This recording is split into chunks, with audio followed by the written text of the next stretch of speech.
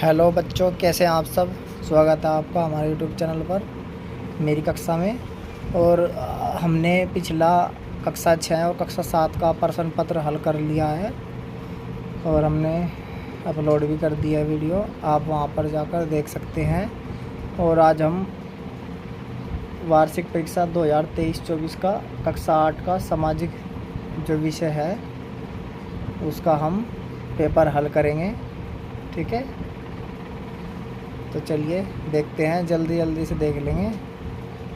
चलिए शुरू करते हैं। यह है वार्षिक परीक्षा 2023-24। ठीक है, समय है 2.5 घंटे, कक्षा 8 का पेपर है और पूर्णांक है 50 अंक। ठीक है, विषय सामाजिक।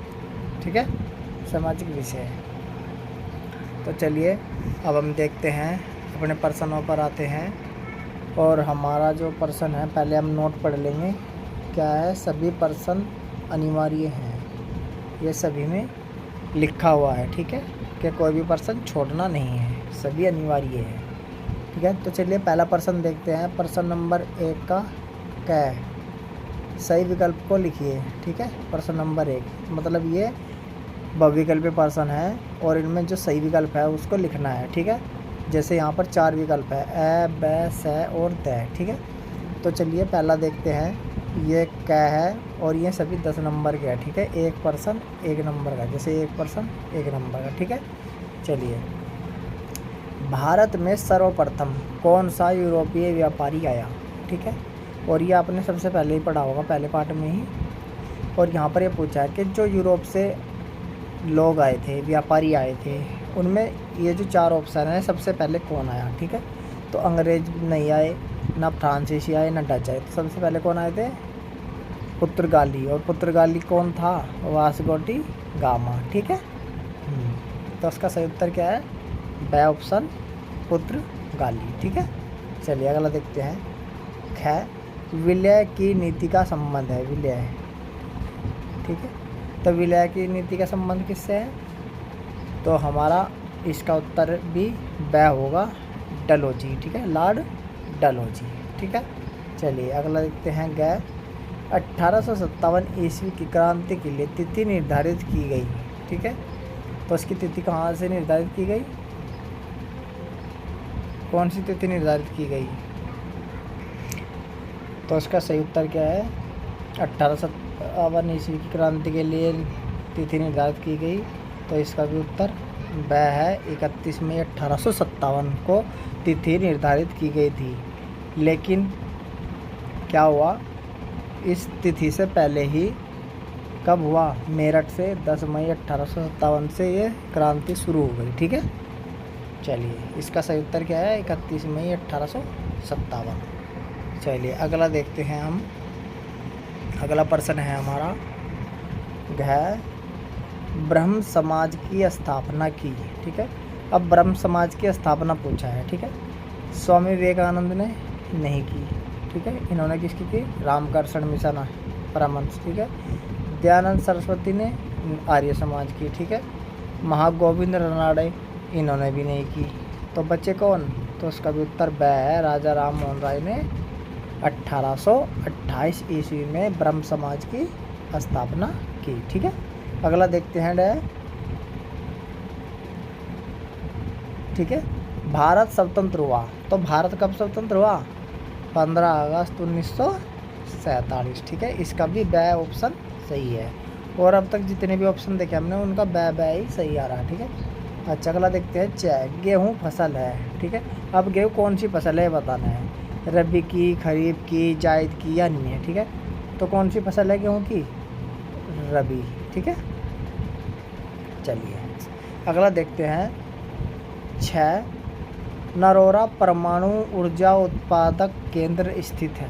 ठीक है, अब ये नरोरा परमाणु ऊर्जा उत्पादक केंद्र है। ठीक है, जहाँ तक कौन सी परमाणु ऊर्जा उत्पादन हम मिल रही है, वो कौन सा केंद्र है। ठीक है, तो ये उत्तर प्रदेश में ही है। ठीक है, उत्तर प्रदेश में ही है। अगला प्रश्न देखते हैं हम। और हमारा जो अगला प्रश्न है वह है, जय निम्नलिखित में संचार का साधन नहीं है। ठीक है, यहाँ पर नहीं पूछा है, साधन नहीं है संचार का, ठीक है। संचार क्या होता है? जिससे हम एक दूसरे से बातचीत कर सकते हैं, ठीक है। संचार, संप्रेषण, ठीक है, कम्युनिकेशन, ठीक है, सूचनाओं का आदान प्रदान। तो हम सूचना का आदान प्रदान किससे कर सकते हैं? टेली कॉन्फ्रेंसिंग से कर सकते हैं, ठीक है, टेली कॉन्फ्रेंसिंग, ठीक है, और इंटरनेट के माध्यम से भी कर सकते हैं, ठीक है। लेकिन हेलीकॉप्टर से नहीं कर सकते, ठीक है। हेलीकॉप्टर क्या है? हेलीकॉप्टर संचार का साधन नहीं है, हेलीकॉप्टर यातायात का साधन है, ठीक है। हेलीकॉप्टर क्या, किस चीज़ का साधन है? यातायात का, ठीक है। और ये चैप्टर पास ही है, यातायात, संचार और व्यापार। कक्षा 8 में ये एक ही चैप्टर में तीनों चीज़ है। पहले यातायात, फिर व्यापार, फिर संचार, ठीक है। चलिए अब हम देखते हैं। मतदान करने के लिए न्यूनतम आयु। मतदान करने के लिए न्यूनतम मतलब कम से कम आयु कितनी होनी चाहिए? तो जो मतदान का मतलब जो वोट डाल सकता है अपनी, उसकी आयु कितनी होनी चाहिए? कम से कम कितने साल का होना चाहिए? तो वो होना चाहिए 18 साल का, ठीक है। ये पता भी है आपको, ठीक है। चलिए अब हम प्रश्न नंबर 2 देखेंगे, अति लघु उत्तरीय प्रश्न, ठीक है बच्चों, और ध्यान से देखना, बहुत ही अच्छे प्रश्न हैं। चलिए अगला प्रश्न है प्रश्न नंबर 2, अति लघु उत्तरीय प्रश्नों के उत्तर एक शब्द में लिखने हैं बस, ठीक है। और ये 10 नंबर के हैं, ठीक है। कितने नंबर के हैं? 10। तो चलिए पहला प्रश्न देखते हैं। कै 2 का कै सुनामी, ठीक है, किस भाषा का शब्द है? ठीक है, सुनामी है जो ये किस भाषा का शब्द है? ठीक है, तो ये जापानी भाषा का शब्द है, जापानी, ठीक है, जापानी भाषा का शब्द है, ठीक है। और सुनामी का क्या अर्थ होता है? सुनामी का अर्थ है समुद्री लहरें या बंदरगाह लहरें, ठीक है, बंदरगाह पतन, जैसी पोर्ट बोलते हैं, जो बंदरगाह यातायात के लिए, जो व्यापार करने के लिए महत्वपूर्ण होता है, ठीक है, बंदरगाह, ठीक है। अच्छा, सू का मतलब होता है समुद्र और नामी का अर्थ है लहरें, ठीक है, तो समुद्र की लहरें ये इसका अर्थ है। और किस भाषा का है? जापानी, ठीक है। अगला देखते हैं, है भूमध्य सागरीय प्रदेश में वर्षा किस ऋतु में होती है? ठीक है, भूमध्य सागरीय प्रदेश में पूछा है, भूमध्य सागरीय प्रदेश में वर्षा किस ऋतु में होती है? ठीक है, तो ये होती है शीत ऋतु में, मतलब सर्दी में, ठीक है, शीत ऋतु में बरसात होती है। और जब यहाँ भूमध्य सागर में बरसात होती है तो तब भारत में भी उत्तर जो भारत है वहाँ भी जब दिसंबर जनवरी में बरसात होती है, जिसे पश्चिमी विक्षोभ कहते हैं, ठीक है। वो इसी की वजह से होता है क्योंकि यहाँ पे सर्दी में मतलब शीत ऋतु में बरसात होती है, ठीक है। चलिए अगला प्रश्न देखते हैं। गए उत्तर प्रदेश, ठीक है, राज्य की नकदी फसल कौन सी है? ठीक है, तो यह नकदी फसल कौन सी है? तो यह नकदी फसल है गन्ना, ठीक है। नकदी फसल क्या मतलब? जिसका नगद पैसे मिलते हैं, ठीक है, ठीक है। चलिए, है मानवाधिकार दिवस कब मनाया जाता है? ठीक है, तो ये कब मनाया जाता है? 10 दिसंबर को, ठीक है, दिसंबर, ये 10 दिसंबर को मनाया जाता है, प्रत्येक वर्ष 10 दिसंबर को मनाया जाता है, ठीक है।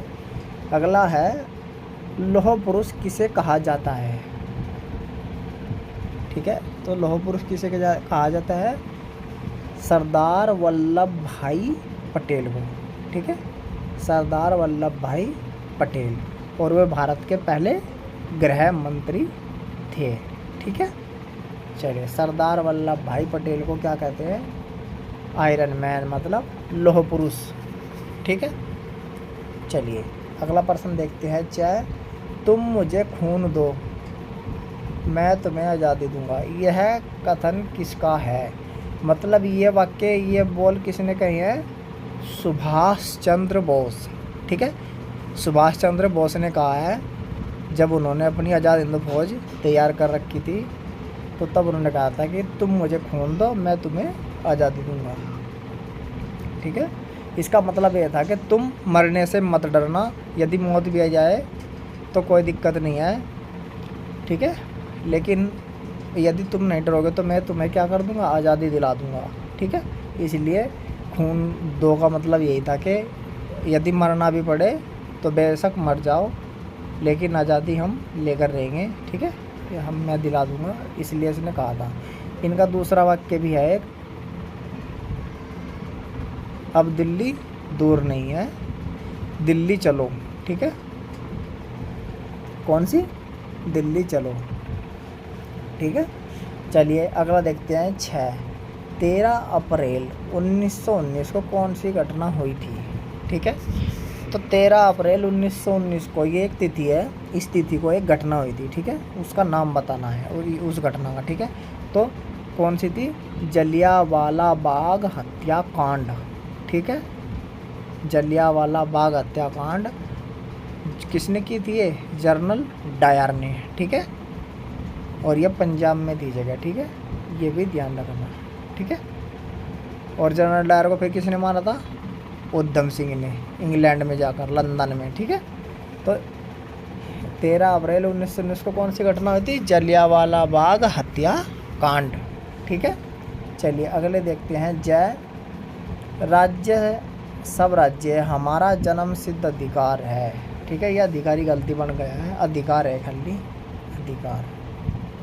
ठीक है, अधिकार है, सब राज्य हमारा जन्म सिद्ध अधिकार है, हम इसे लेकर रहेंगे।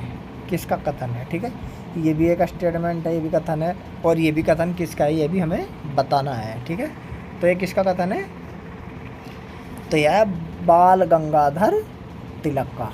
ठीक है, याद रखना, बाल गंगाधर तिलक, उन्होंने सबसे पहले व्यक्ति थे जिन्होंने ये मांग की थी। ठीक है, तो चलिए बच्चों अब हम आगे देखते हैं अगले पर्सन। ये यहाँ तक हमारे हो गए हैं। अगला हमारा है जय ज्योतिबा फूले ने किस समाज का गठन किया। ठीक है, तो इन्होंने किस समाज का गठन किया था, सत्यशोधक समाज का। ठीक है, सत्यशोधक समाज। ठीक है, सत्यशोधक समाज। अगला है ये लास्ट, वास्को डी गामा इस देश का निवासी था। ठीक है, और ये मैंने पहले बताया था विकल्प में, ये पुर्तगाल का था। ठीक है, पुर्तगाल, जो भारत में सबसे पहले यूरोपीय व्यापारी आए थे तो यहीं थे, वास्को डी गामा। ठीक है, सबसे पहले यही भारत में आए थे। ठीक है, चलिए अब हम अगला देखते हैं पर्सन नंबर 3, जो अति लघु पर्सन है। देखते हैं लघु उत्तरीय प्रश्नों के उत्तर अधिकतम 35 शब्दों में लिखने हैं। ठीक है, चलिए, और ये 20 नंबर के हैं, मतलब 5 पर्सन है और 20, मतलब एक पर्सन कितने नंबर का, 4। ठीक है, चलिए, तो 4 नंबर का है, मतलब 4 लाइन तो लिखनी होगी, कम से कम 4-5 लाइन लिखनी होगी। ठीक है, अब वही बात है, इसलिए 35 शब्द कहे हैं। यदि आप एक लाइन में 7-8 शब्द लिखते हैं तो 4 लाइन तो आपकी हो गई। ठीक है, अब कैसे शब्द गिने जाते हैं, ऐसे शब्द गिने जाते हैं, जैसे 1 शब्द, 2 शब्द, 3 शब्द, 4 शब्द, 5 शब्द, 6 शब्द, 7 शब्द। ठीक है, 8 शब्द, 9 शब्द, 10 शब्द, 11 और 12। इसमें कितने शब्द है, 12। ठीक है, तो 12 या 36, तो 3 लाइन लिखनी पड़ेंगी ऐसी बड़ी बड़ी। ठीक है, यदि 35 शब्द में लिखना है, और यदि इतना ही होगा कि 1, 2, 3 और 4, इसमें 4 ही शब्द हैं। ठीक है, तो इस तरीके से शब्द गिने जाते हैं। ठीक है, चलिए हम पहला पर्सन देखते हैं, इसमें आपदा किसे कहते हैं। ठीक है बच्चों, तो आपदा क्या होती है, आपदा एक प्राकृतिक घटना होती है जो व्यक्ति के बाहर की बात होती है। ठीक है, जिसका कोई समय निर्धारित नहीं होता है, वह किसी भी समय आ सकती है। ठीक है, जो हमारे पास संसाधन उपलब्ध नहीं होते हैं, ठीक है, जो नियंत्रण से बाहर होती है। ठीक है, आपदा उसे कहते हैं। ठीक है, आपदा किसे कहते हैं, आपदा एक प्राकृतिक घटना है जो किसी भी समय आ सकती है और ठीक है। और हाँ सॉरी, इसमें प्राकृतिक घटना तो है, लेकिन कुछ इसके जो कारण है वो मानव कृत भी कारण है। ठीक है, जैसे पर्यावरण प्रदूषण हो रहा है। ठीक है, और इससे जो वातावरण है वो बहुत ही ज़्यादा दूषित होगा और आपदा देखने को मिलेगी। ठीक है, और प्राकृतिक आपदा जैसे भूकंप आ गया, तो भूकंप क्या है? आपदा है। ठीक है, बाढ़ है, आपदा है, और वह कंट्रोल से बाहर है। ठीक है, भूकंप को रोक ही नहीं सकते, ऐसी कोई मशीन है जो रोक देगी उसे? ऐसा कोई संसाधन ही नहीं है हमारे पास। ठीक है, जो नियंत्रण से बाहर होती है। ठीक है, जैसे भूकंप आ गया, सुनामी आ गई, बाढ़ आ गई, ज्वालामुखी फट गया, ये सब क्या है? आपदा। ठीक है, जैसे कोई बीमारी आ गई, कोरोना। ठीक है, यह मानवकृत आपदा है, महामारी। ठीक है, तो आपदा किसे कहते हैं? आपदा वह घटना जो व्यक्ति या मानव के नियंत्रण से बाहर हो, जो बिना बताए आती है, जिसमें बहुत ही ज़्यादा हानि होती है, मतलब बहुत ही ज़्यादा भयंकर होती है। ठीक है, आपदा उसे कहते हैं। ठीक है, आप इस तरीके से लिखेंगे, 3-4 लाइन में आप आराम से लिख देंगे इस चीज़ को। ठीक है, मैं आपके हिसाब से ही बता रहा हूँ, छोटे बच्चे कक्षा 6, 7, 8 उसी लेवल के हिसाब से आपको बता रहा हूँ, ना कि दूसरी तरीके से कि बड़े बच्चों से बताना है। इसलिए मैं आपको सिंपल तरीके से समझा रहा हूँ। ठीक है, कि इस चीज़ को आपदा कहते हैं। ठीक है, अगला प्रश्न है, हरित क्रांति किसे कहते हैं? ठीक है, तो हरित क्रांति किसे कहते हैं? हरित क्रांति संबंधित है फसलों से। ठीक है, कृषि की जो फसलें हैं उनसे संबंधित थी। ठीक है, और हरित क्रांति की शुरुआत कब हुई थी? 1967-68 में हुई थी। ठीक है, स्वामीनाथन ने की थी भारत में, जो भारत में उसके जनक है, और विश्व में नॉर्मन बोरलॉग। ठीक है, लेकिन हरित क्रांति किसे कहते हैं? प्रश्न ये है। ठीक है, तो हरित क्रांति उसे कहते हैं जिसके माध्यम से कृषि में उन्नत बीज उपज, अच्छी पैदावार हो। ठीक है, अच्छी पैदावार हो, और जैसे गेहूँ, ठीक है, और जौ। ठीक है, उसके अंतर्गत अधिक पैदावार ली जा सके, अच्छी किस्में ली जा सके, अच्छी किस्मों का दोहन हो। ठीक है, तो हरित क्रांति उसे कहते हैं। ठीक है, फसलों के लिए लाई गई क्रांति। ठीक है, फसलों के लिए लाई गई एक क्रांति। ठीक है, उसे ही हरित क्रांति कहते हैं। ठीक है, इसमें जैसे अभी बताया, अभी है स्पेशल गेहूं और जौ। ठीक है, चलिए अगला देखते हैं, संसाधन किसे कहते हैं? ठीक है, ये कितने प्रकार के होते हैं? संसाधन किसे कहते हैं और ये कितने प्रकार के होते हैं? तो संसाधन आपको बताया है पहले भी, संसाधन जो भी मनुष्य के या किसी के भी कोई वस्तु काम में आती है। ठीक है, वही क्या है? संसाधन है। जैसे पेन है। ठीक है, जैसे अभी मोबाइल है, जैसे अभी आप देख रहे हैं, ये भी क्या है? संसाधन है। ठीक है, तो हर एक वह चीज़ जो मानव के इच्छानुसार या आवश्यकता अनुसार उपलब्ध हो, या उसकी वो आवश्यकता की पूर्ति कर सके। ठीक है, तो वही हर एक चीज़ क्या है? संसाधन। ठीक है, तो संसाधन किसे कहते हैं? वह वस्तु जिससे मानव अपनी आवश्यकताओं की पूर्ति करता है, जिसके द्वारा अपनी, जैसे बाज़ार जाना, उसे अपनी आवश्यकता की पूर्ति करनी, तो बाइक जाएगा, तो बाइक साधन हो गया ना। ठीक है, चलिए समझ गए होंगे आप, इस तरीके से लिखना था इसमें। तो इसमें आ गया ये कितने प्रकार के होते हैं। ठीक है, तो ये कितने प्रकार के हैं? ये मुख्यतः 3 प्रकार के होते हैं। जैसे नंबर 1 प्राकृतिक संसाधन। ठीक है, नंबर 1 प्राकृतिक संसाधन। प्राकृतिक संसाधन क्या है? जैसे सूर्य हो गया। ठीक है, सूर्य हो गया ना, जैसे कोयला हो गया, जैसे जल हो गया, जैसे हवा होगी, पेड़ पौधे हो गए, नदियाँ, सागर, तो ये सब क्या है? ये पशु पक्षी और मानव। ठीक है, ये सब क्या है? प्राकृतिक। ठीक है, दूसरा प्रकार है मानव निर्मित। मानव निर्मित, जो मानव ने बनाई है अपनी आवश्यकता के अनुसार। ठीक है, जैसे कुर्सी हो गई, मेज़ हो गई, मोबाइल हो गए, पंखे हो गए, ठीक है, स्कूल हो गया, कमरे हो गए, ठीक है, ये सब क्या है, मानव निर्मित। भोजन हो गया, जैसे हम बनाते हैं, एक तो फल वो प्राकृतिक हो गया, लेकिन जो भोजन है वो मानव निर्मित है, ठीक है, जैसे सब्जी बनाना, ठीक है। तीसरा है मानव संसाधन, और मानव संसाधन में क्या आता है, जैसे स्कूल हो गया, ठीक है। अब मानव का संसाधन क्या है, स्कूल हो गया, हॉस्पिटल हो गए, ठीक है, शौचालय हो गए, तो ये क्या है, मानव संसाधन, ठीक है। तो 3 प्रकार के संसाधन होते हैं, ठीक है। अगला है पंचशील सिद्धांत कौन कौन से हैं, लिखिए। अब यहाँ पर पंचशील सिद्धांत लिखने थे, ठीक है।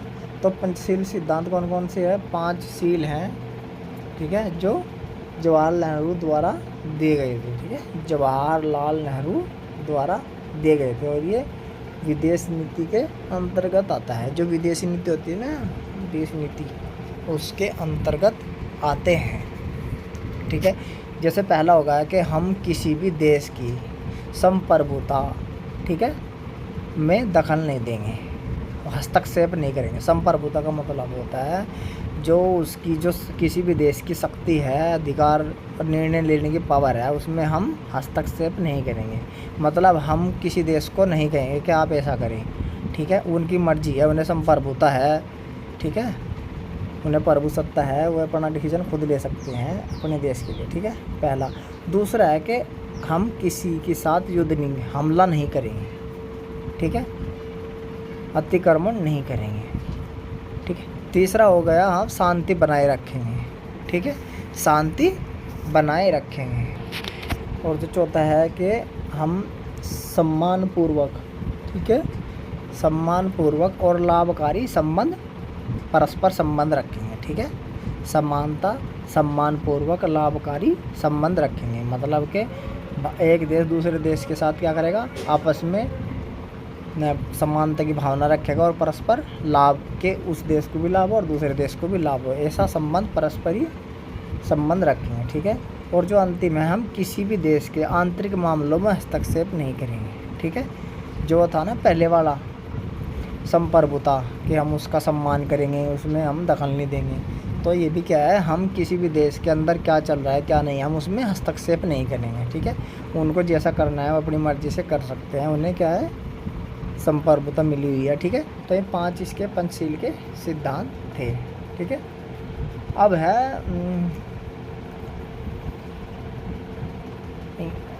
अब अगला प्रश्न है, अंग्रेज भारत छोड़ने को क्यों विवश हुए, ठीक है। तो ये भी ये बताना है कि भारत जो छोड़ दिया अंग्रेजों ने, में क्यों विवश हुए, इससे क्या कारण थे, 3 कारण बताने हैं, ठीक है। तो पहला कारण तो यही है कि द्वितीय विश्व युद्ध में भाग लेना अंग्रेजों का, ठीक है। एक तो द्वितीय विश्व युद्ध में भाग लेना, ठीक है, एक तो द्वितीय विश्व युद्ध हो रहा था, पहला कारण तो यही है। पहला भी हुआ, दूसरा भी था, ठीक है। और दूसरा ये था कि उस पर दूसरे देशों का दबाव था, ठीक है, दूसरे देशों का दबाव था, क्योंकि जो विश्व में नियम चल रहे थे, जो उस टाइम के दूसरे देशों के साथ संबंध थे, ऐसा ही भारत के साथ भी संबंध बनाना उनकी मजबूरी थी, इसीलिए भारत को उन्हें छोड़ना पड़ा। और जो तीसरा कारण है, जैसे भारत छोड़ो आंदोलन, ठीक है, जनता का जागरूक होना, ये भी एक बहुत बड़ा कारण है जो भारत की एकता को भी दर्शाता है, ठीक है। तो इन चीज़ों से वे विवश होकर उन्होंने भारत को छोड़ना पड़ा। और एक कारण ये भी था कि उस टाइम जब इन्होंने जब छोड़ा, एक ये था कि उस टाइम इंग्लैंड में लेबर पार्टी आ गई थी, ठीक है। लेबर पार्टी का आना भी बहुत महत्वपूर्ण था, क्योंकि उस टाइम जो प्रधानमंत्री थे वे लेबर पार्टी से थे, और उन्होंने उसमें बहुत ही ज़्यादा सहयोग और योगदान दिया, ठीक है। ये भी एक चौथा कारण भी है। तो चलिए अब हम अगला प्रश्न देखते हैं, प्रश्न नंबर 4, और ये जो अंतिम प्रश्न है ये है दीर्घ उत्तरीय प्रश्न, ठीक है। और इसका जो अधिकतम उत्तर है वो 75 शब्दों में लिखना है, ठीक है। तो चलिए ये 10 नंबर का है, मतलब 5-5 के 2% है, ठीक है, 5-5 नंबर के 2% है, ठीक है। अच्छा, अब इसके है पहला है अंग्रेज़ों द्वारा भारत में किए गए भूमि सुधारों के बारे में लिखिए, ठीक है। अब भारत में जो भूमि सुधार किए अंग्रेज़ों ने उनके बारे में लिखना, ठीक है। अच्छा, लिख देंगे 3-4 बातें, जैसे चकबंदी की, ठीक है, पट्टे काटे उन्होंने, चकबंदी की, पट्टे काटे, ठीक है। और क्या नाम, बिचौलिया का उन्मूलन कर दिया, ठेकेदारी पर था, ठीक है। और पट्टे भी दिए, मतलब जिन पे जो भूमिहीन थे उनको भूमि दी गई, ठीक है। जिनके छोटे छोटे जगह में फैले हुए खेत थे वे एक जगह कर दिए, बड़े कर दिए चकबंदी करके, ठीक है। तो इस तरीके से इन्होंने क्या किया, भूमि सुधार किए, ठीक है। अच्छा, अगला प्रश्न है मानसूनी प्रदेश में जनसंख्या अधिक निवास करती है, कारण बताएं। अब मानसूनी प्रदेश में जनसंख्या अधिक निवास क्यों करती है, ये प्रश्न इसका उत्तर बताना। कारण मतलब जनसंख्या अधिक निवास करती है, कारण बताइए, ठीक है। तो इसका कारण ये है कि जहाँ मानसूनी प्रदेश है वहाँ पर वर्षा अच्छी होगी, ठीक है। तो जो मानसूनी प्रदेश है वहाँ पर कृषि के लिए, किस लिए, कृषि के लिए उपयुक्त जगह है, ठीक है। और कृषि की उपलब्धता होने के कारण, कृषि के होने के लिए, इसी कृषि होने के कारण वहाँ पर कृषि अच्छी होगी, इसीलिए वहाँ पर क्या होगा, जनसंख्या अधिक निवास करेगी, ठीक है। क्यों, क्योंकि जब वहाँ पर बारिश होगी अच्छी, ठीक है, तो वहाँ पर फसल अच्छी होगी, खेती अच्छी होगी, ठीक है। तो जब खेती अच्छी होगी तो वहाँ लोग रहेंगे, रोज़गार भी मिलेगा कृषि करने के लिए, ठीक है। तो अब कृषि जब वे करेंगे तो उन्हें रोज़गार मिलेगा, पहली बात। दूसरी बात, उत्पादन अधिक होगा तो वे क्या करेंगे, व्यापार करेंगे, खाने के लिए भी मिलेगा, भूखमरी नहीं होगी, ठीक है। और शरीर भी स्वस्थ रहेगा। और दूसरी बात, वहाँ पशुपालन भी होगा, ठीक है, डेयरी पालन भी होगा, दूध भी होगा, मांस भी होगा, ठीक है, क्योंकि पानी भी है, पशुपालन भी है, घास भी होगा। तो इसीलिए वहाँ पर लोग क्या करेंगे, अधिक रहेंगे। जैसे अभी भी भारत में देख ले, अभी भी 70% लोग कहाँ रह रहे हैं, गाँव में। और गाँव में क्या होता है, खेती होती है, ठीक है। शहरों में कितने रह रहे हैं, 31%, मतलब 69% कहाँ रह रहे हैं, गाँव में, ठीक है। और यहाँ पर 31-30 ही मान लो। तो इसीलिए जो मानसूनी प्रदेश होगा, इसलिए वहाँ पर अधिक जनसंख्या निवास करती है, रोज़गार भी मिलेगा, ठीक है। और वहाँ पर स्वास्थ्य भी सही रहेगा, ठीक है। और वहाँ पर व्यापार भी आदमी कर सकता है, खाने के लिए भी कोई समस्या नहीं होगी, भूखमरी नहीं होगी, ठीक है। तो इसीलिए वहाँ पर पशुपालन भी होगा, ठीक है। और जैसे भेड़ बकरी जो इनके हैं, इनसे जैसे इनके बालों से हम क्या करते हैं, लोग क्या करते हैं, स्वेटर वगैरह, ये ऊन वगैरह भी प्राप्त बनाते हैं, ठीक है। तो बच्चों, ये प्रश्न था, प्रश्न पत्र कक्षा 8 का सामाजिक विषय का। और ये हमने बिल्कुल शॉर्ट तरीके से बताया है, मतलब कम समय में बताया है, फिर भी हमें थोड़ा हो ही गया टाइम। तो आप इस तरीके से इसे हल कर सकते हैं, और आपको इस तरीके से ये लिखना था, ठीक है बच्चों। तो हम फिर अपनी अगली वीडियो में मिलेंगे, तब तक के लिए धन्यवाद।